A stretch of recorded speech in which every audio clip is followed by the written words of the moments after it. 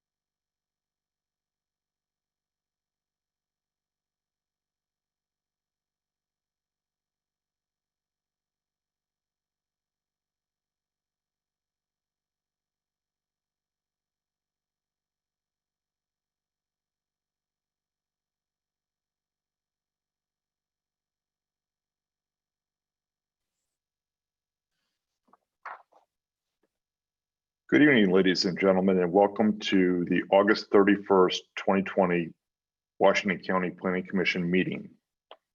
This is a virtual meeting only.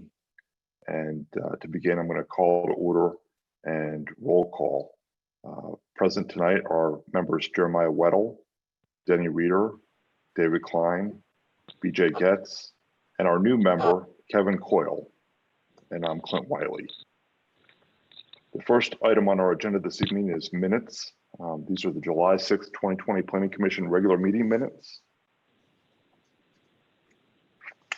Does anybody have any questions, changes?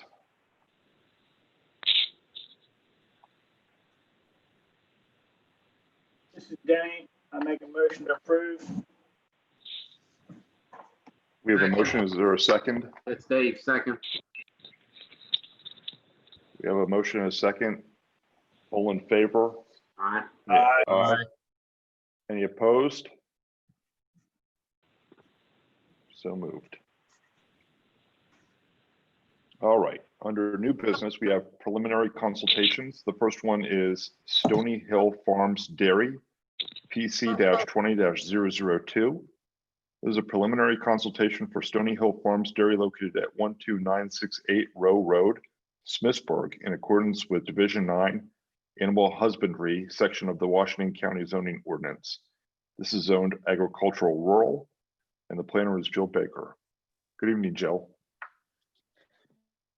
Good evening, Clint. This is Jill Baker. I'm the director of the Department of Plan Review and Permitting. Good evening, everyone. What this is we don't get these very often, but with new regulations coming down the pike in terms of spreading of manure and TMDLs and all these good things with the Chesapeake Bay initiatives, we're starting to see a little bit more of these. Essentially what this is an animal husbandry facility that needs to expand because they want to expand their herd. and therefore they need to expand their manure pit. What you'll find in the zoning ordinance is that anything that produces over 6,000 tons of manure per year is required to go through this consultation process with the Planning Commission, just to review it and make sure that if we need buffers or things like that, that the Planning Commission gets a shot at looking at it and reviewing it. Elmer Weibly with the Soil Conservation District, who has been a key figure in bringing this stuff forward, working with the property owners to get this to this point. He's on the line. I'm sure he can answer any questions that you might have.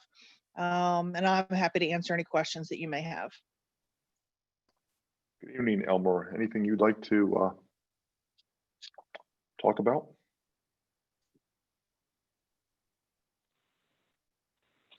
Good evening, everyone. Just to let you know, the Stony Hill Farm operation is expanding. This is an expansion to an existing farm. They're putting in a robotic milking facility. They'll have 6 milking robots, and they'll be expanding the herd to be 360 head of milking cows and 40 head of dry cows.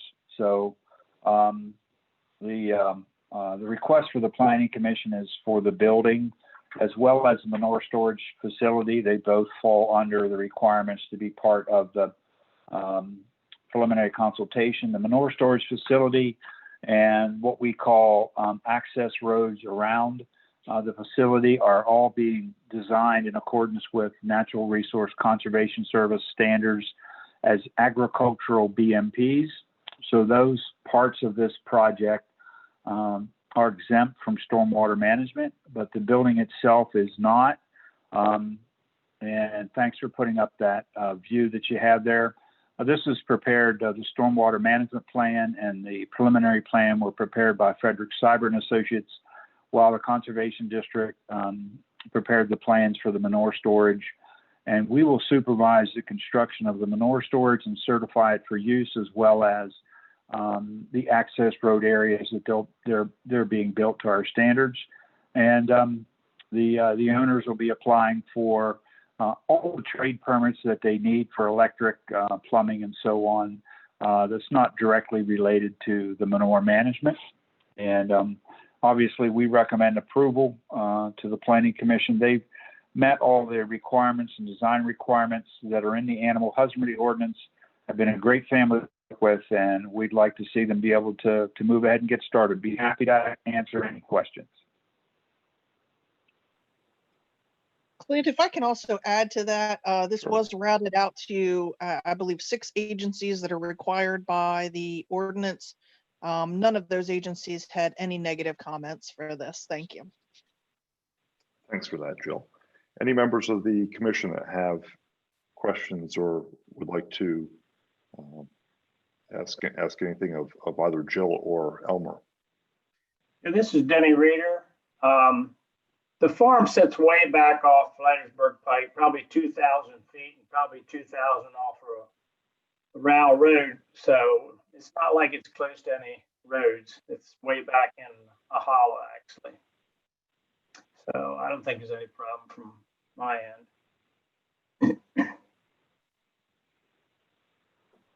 Anybody else? Anything further? Jared Weddle, question for Elmer. Yes. On the paperwork we have, agricultural waste management system plan, the top of page 3, do you have that, Elmer?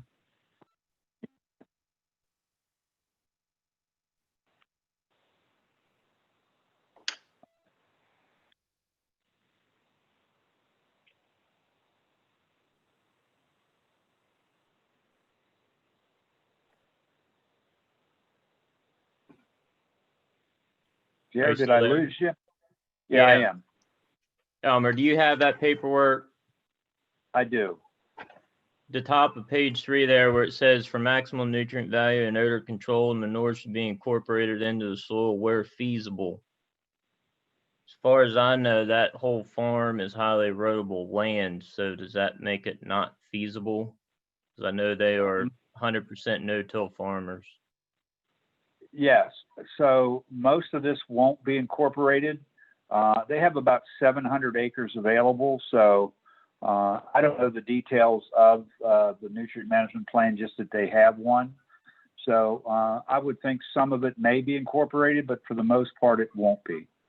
Okay, I just wanted to make sure this paperwork wasn't somehow going to make them incorporated or make the public think that they had to incorporate it.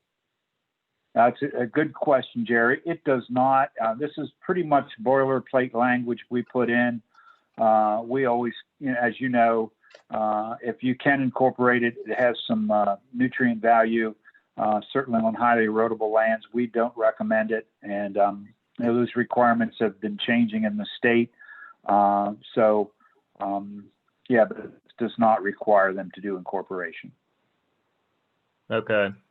Other than that, I don't see any problems with it. Like Denny said, it sits back off the road and it will be fairly hidden where it's going to be located. And yeah, I don't see any problems with it. Excellent. Good. Anybody else?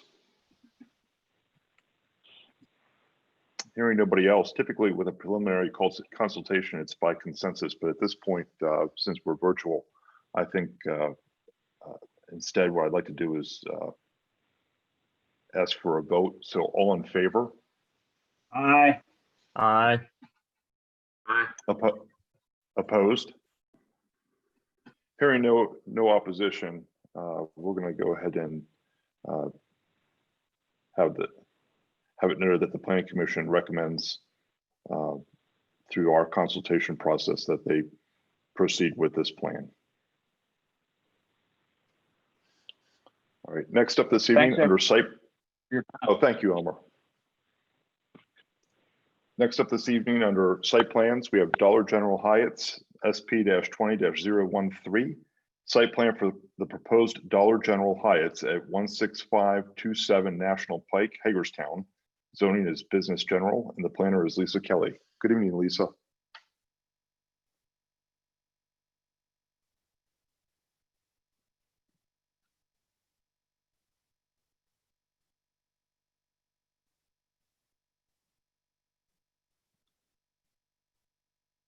see that Lisa is listed in the chat as being here, but I don't see that she's got a microphone associated with her. Are you called in? Did you also call in, Lisa?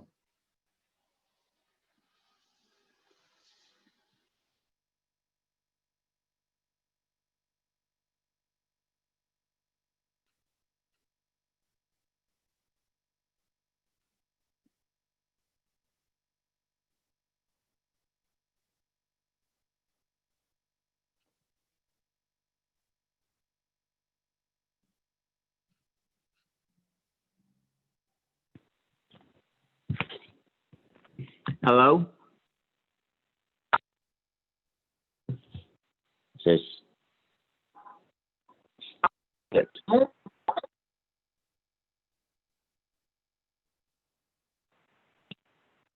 Hello? This is Ron Bennett. Hello? Hi, Mr. Bennett. This is Ashley Holloway. We'll call you when you're up. Thank you. All right, thanks, Ashley. So is Lisa available? Does anyone know? I'm not seeing her here. Dave Trostel, are you the consultant working on this project? Yes, I am. Would you mind, since we're having technical difficulties, going ahead and just doing a real brief presentation for our planning commission members on what you're proposing here, please? Sure, I'll try to pull up a drawing here and put together what I can. Hold on one second. Thank you. We can put the drawing up, Megan, if you want to go. There's the color drawing that you sent us earlier today. while Dave's putting his stuff together, I'll just remind you that this was the subject of a variance that you all had given previously to continue using the septic system for this property. So this isn't the first time you've seen it, but this is going to be the site plan approval process for the Dollar General there along US 40 near Hewitt's Crossroads.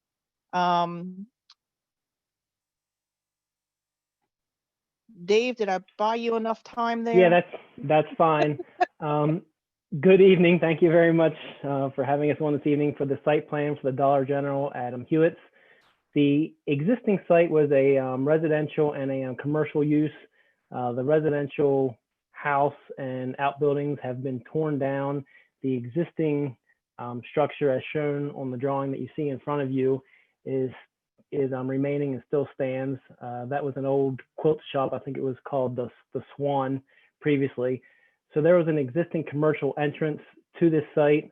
We are planning on using that existing entrance, and we closed the driveway entrance that was further to the west towards the Hewitt's intersection. We are proposing a 9,000 square foot retail building as shown with associated parking, main parking out front with the handicap spaces, extra parking along the side, which will also be the area where we have unloading and loading. Tractor trailer will back up in there to the doors in the back. Also our dumpster.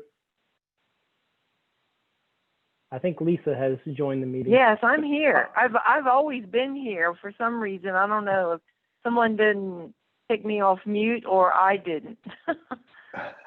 There you are, Lisa. Well, Lisa, I can turn it over to you then. Right, you might have heard what he was telling us. I'm sorry about the confusion, but I've been on the line for a good while, and I don't know what happened with the muting, but I heard everything that was going on. So let me know where you want me to chime in, and I will. Lisa, if you'd like, you could take over. Okay, well, hopefully I don't repeat myself, what others have already said, but if you remember back in June, you looked at this site plan that it has public water, but private septic, and it needed planning commission approval to have that private septic, which you all approved. So here we are with the final site plan on 0.75 acres. There used to be a house at this site that was removed.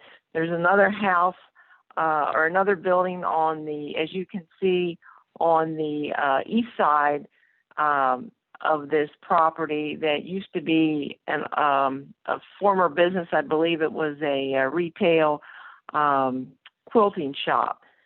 So this lease portion is going to have the Dollar General, 9,100 square feet, building height 20 feet. As you can see, there will be one main access onto National Pike.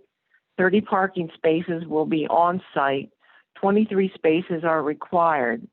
Hours of operation will be 9 a.m. to 10, 7 days per week. 6 to 10 employees are projected. As I mentioned, you have City of Hagerstown water.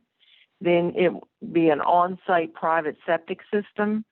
There will be a screen dumpster to the rear of the building. Lighting will be pole mounted and building mounted. There will be a freestanding sign along National Pike, and landscaping will be in front of the building, along the side, in particular, that area that's adjacent. There's a single family home up there on the west side of the property line. That's to be screened. Then the other landscaping that you can see, and also in the bioretention pond to the rear. Forest conservation requirements were met by paying the fee in lieu of $2,400, $82 and 92 cents. I don't have anything else to add. All approvals are received by the different agencies. This would be the last step. So if you have any more questions, I'll be glad to answer. And as you know, Dave Trossel is here. He's the consultant for the developer. And if you have any questions of him. Lisa, this is Denny Reeder. Yes. The existing commercial building is 3,600 square feet. And I think when we gave approval, they want to leave that commercial space, and the septic upgrade will handle both commercial properties, correct? I'm sorry, could you mention, can you repeat that? You were breaking up a little bit. Okay, the existing commercial building is empty. They want to leave that remain to try to rent. Yes. The septic upgrade was supposed to cover both buildings, correct? I'm not sure. Lisa, I can answer. Lisa, I can answer that Dave. if that's okay. Uh-huh. Yes, the upgrades to septic will handle both buildings. The new Dollar General actually uses less than a single family house. I don't have in front of me right now what that exact value was, but it was less than 200 gallons per day. So it's actually going to use less than the residential house that was there previously. So we don't see any issues with the two uses going into the new septic system. Okay, that's fine. And the other question I have, Dave or Lisa, the existing commercial building's 3,600 square feet. On the new drawing, you're showing 4 parking spaces and 1 handicap. Is that adequate for the 3,600 square feet? Yes, that meets the minimum requirements.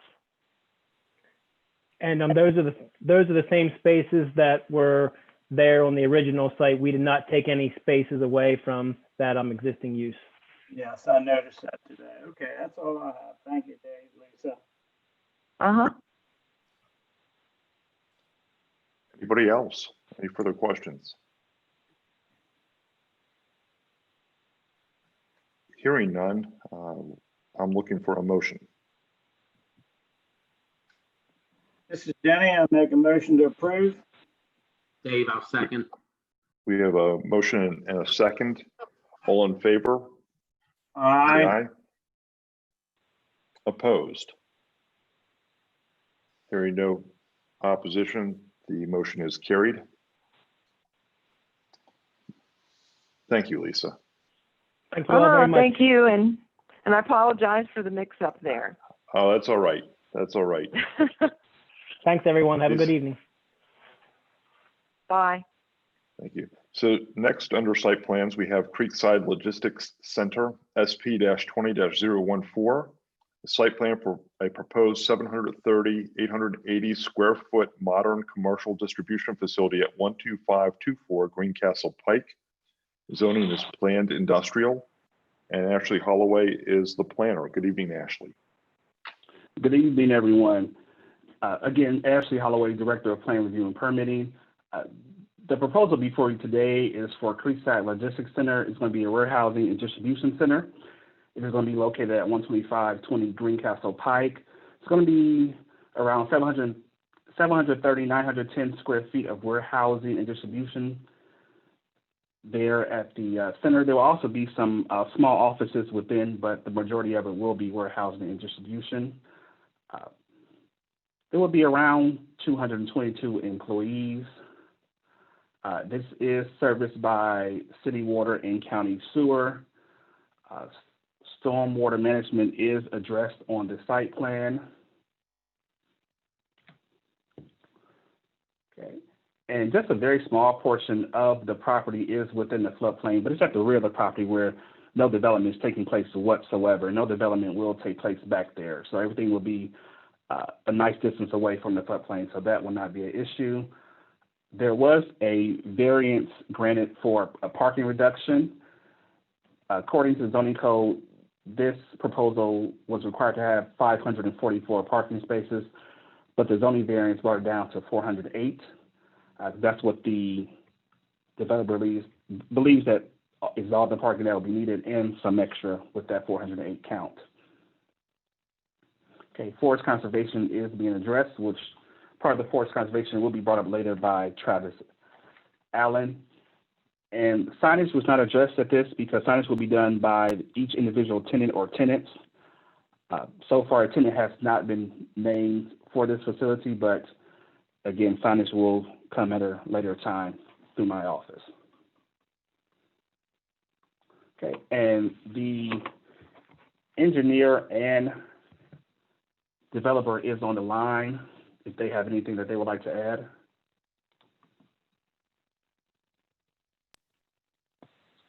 Ashley, it's Jim Snyder. Thank you for that introduction with the consulting engineers for the applicant.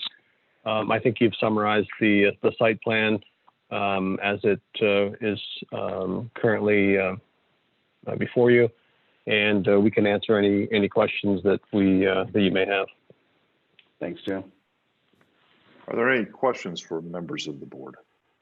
Yes, this is Denny Reader. Question, it's not shown on the drawing any deceleration lanes to make a turn in. They're not required, or they are going to be deceleration lanes?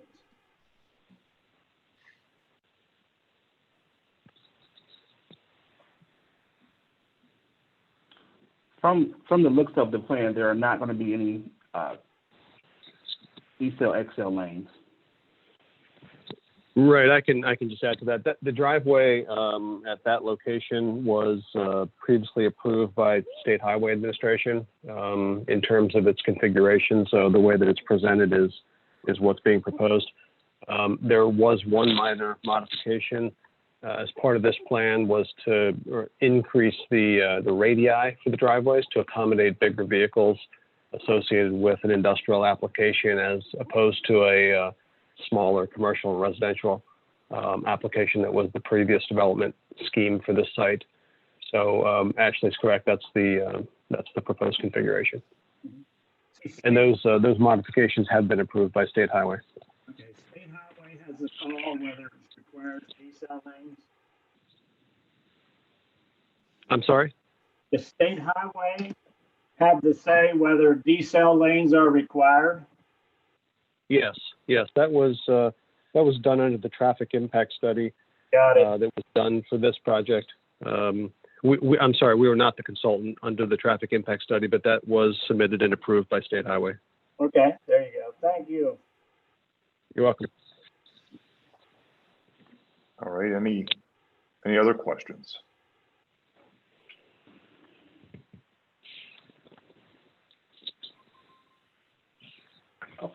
And hi, this is Ashley Holloway again. Sorry. I will also ask for permission from the commissioners if they will allow me to do staff approval for this.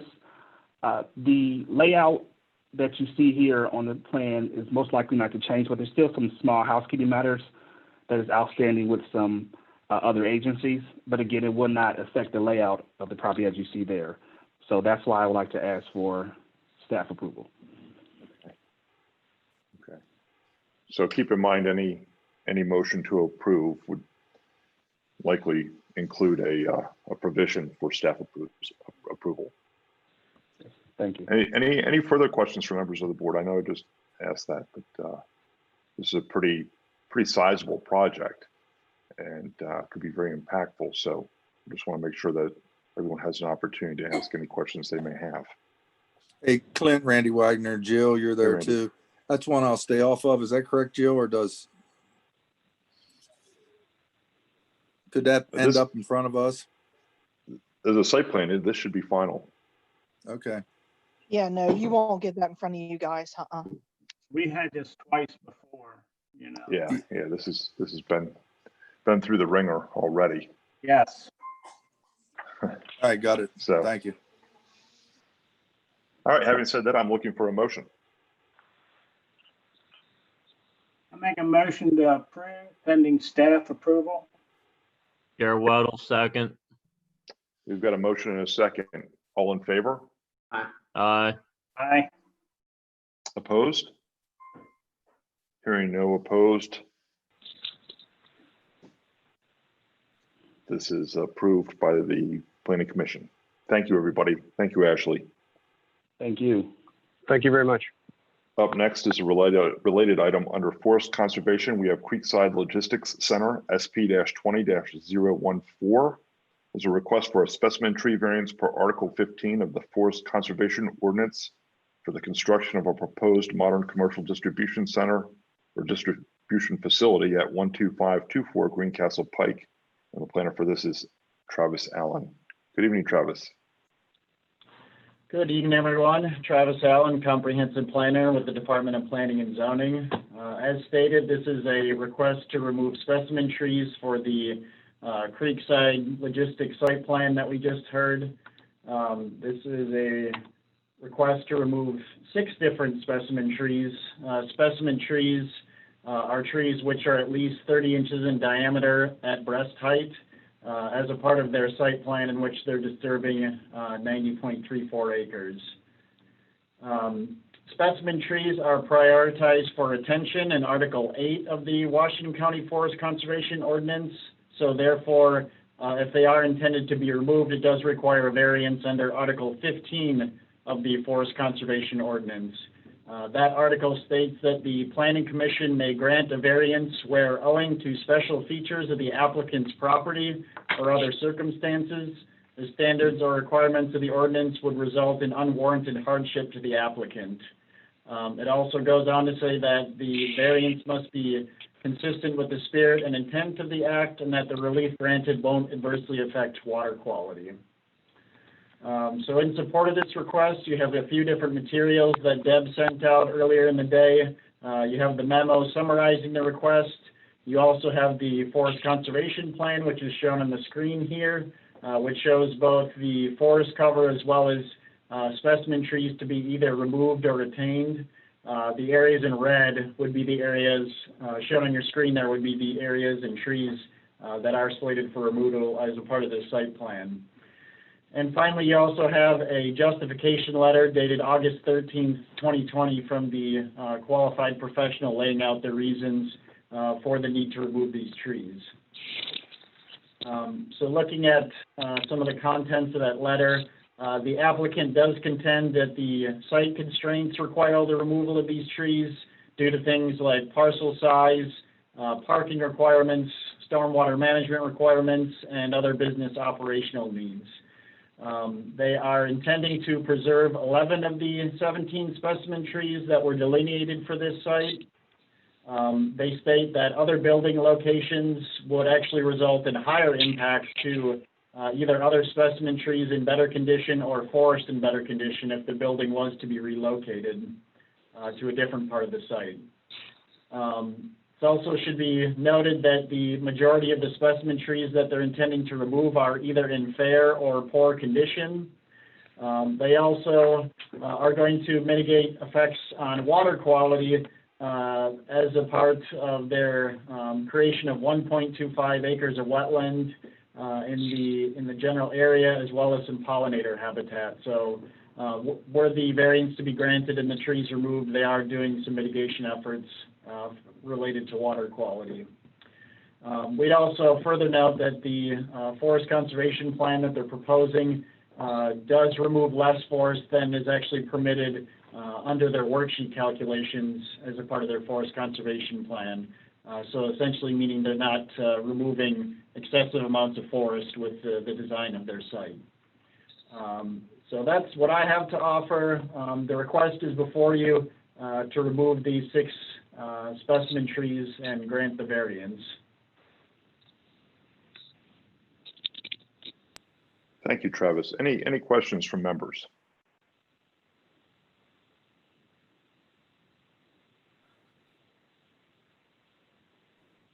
I mean, it seems like it's a pretty logical next step in the plan here. So I don't foresee any issues. If there are no questions, I'm looking for a motion.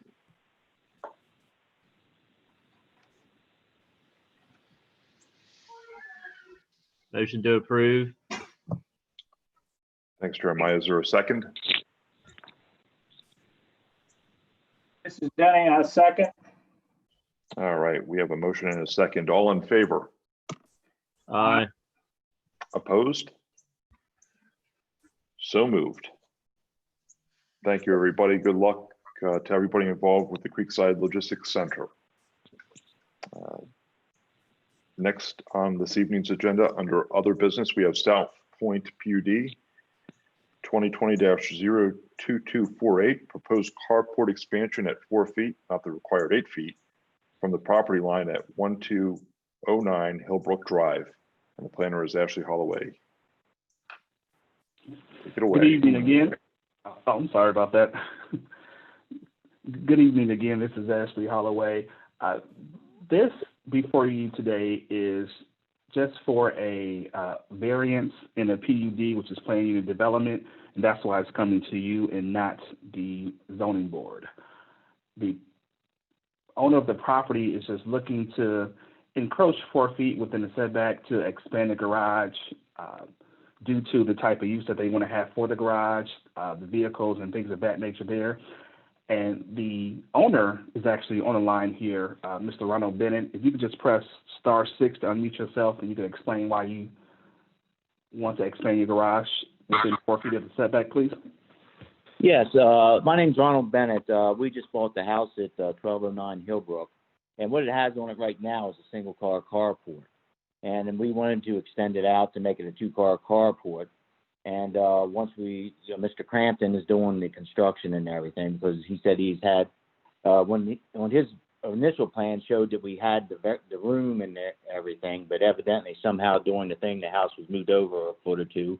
And so that's why we're going for the variance. And what we're doing is trying to make it into a 2-car garage. Right now it's a single-car carport. And what it is, the house has no basement and no attic space to store anything. And I have new vehicles I kind of like to take care of them. I'm retired now, so we just thought the extra space would help us as far as storing our stuff and everything in the 2-car garage instead of a single carport. And we got permission. The neighbors have no problem with it. They with the going to the line and everything. She actually has 10 foot on her side of the line to her house and everything. And I would just have a little over the 4 foot, right around the 4 foot, I think Mr. Crampton said. All right, well, thank you. All right, thank you guys. Members of the commission, are there any questions regarding this? It's pretty straightforward. This is typically a BZA type of thing. I remember for a while there, we had a whole bunch of these from South Point, usually with rear lots because of adding porches, screened in porches. Yes. Yeah, Jared Weddle here. I'd say as long as the neighbor has been spoken to, I'd say motion to approve. All right, we've got a motion to approve. Is there a second? Yeah, I'll second, Dave. All right, we've got a motion and a second. All in favor? Aye. Opposed? So moved. All right, thank you. Thank you all very much. Have a nice evening. Yep, you too. Enjoy it. Okay, thank you. Next up under other business, we have update of staff approvals by Ashley Holloway, and I'll let you have the floor. All right, thank you. The report should be before you there. We are continuing with business as usual.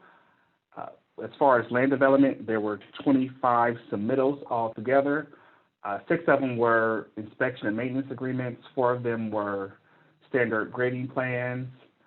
2 of them were stormwater standard plans. 1 replat, 2 simplified plats, 1 red line revision, and 1 forest and delineation plan. So land development, I said, we're still moving. We're still accepting plans, still trying to get them out as soon as we can.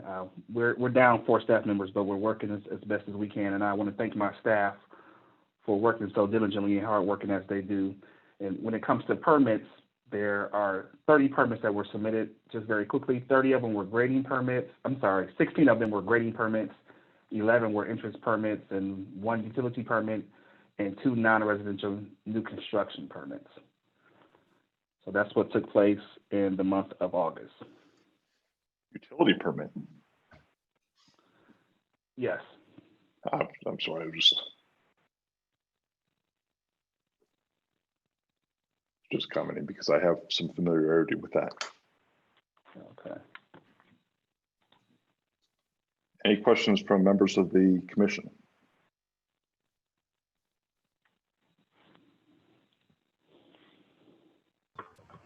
Thank you, Ashley. Appreciate it. Very nice. Oh, thank you.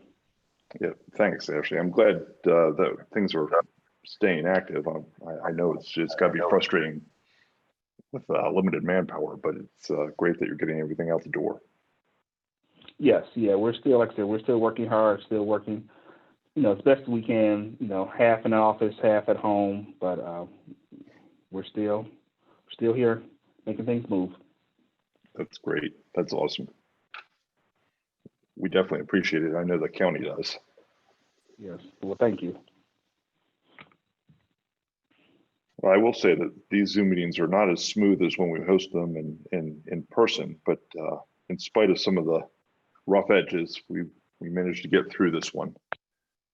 So having said that, before we adjourn, is there anything anyone would like to add to tonight's meeting? Clint, this Yes. is Deb. I would like to take a formal roll call of the guys there because you said BJ was there, and I can't find BJ's name on the participant list. Could we take a formal roll call? Sure, absolutely. Thank you. I'll call everybody out and then say here if you are here. We'll start with Jeremiah Weddle. Here. Denny Reader. Sorry, Denny.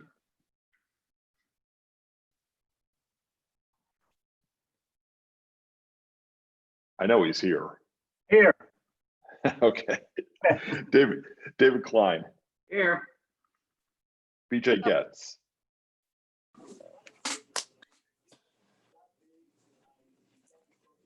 Randy Wagner. Here. And Kevin Coyle. I know that he is not there. Okay. All right. And So BJ and Kevin explain are that not if you here. like. Yeah. That's okay. That's fine. All right. Well, that pretty much handles this. Does any news on whether the October meeting will be virtual like this or in person? Any word yet, or is it too early to determine? We still don't know yet. This is Jill. We still don't know yet, Clint.